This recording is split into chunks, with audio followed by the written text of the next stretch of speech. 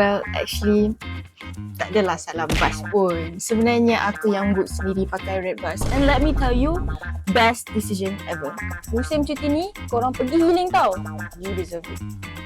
Buka app Redbus, masukkan lokasi berlepas dan lokasi ketibaan. Pilih tarikh dan tempat duduk yang korang nak. And last but not least, korang boleh tekan book. Oh, dan jangan lupa tau, guna kod REDBUSJOY sebelum membuat pembayaran untuk jimat sehingga 60%.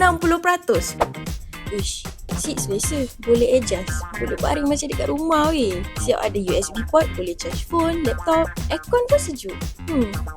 Ada lampu jugalah. Bolehlah membaca sambil nak tunggu ke destinasi. Kalau tak nak membaca, TV pun ada. Kalau korang perlukan break atau betul-betul nak pergi cuti, bolehlah book trip dengan Red Bus.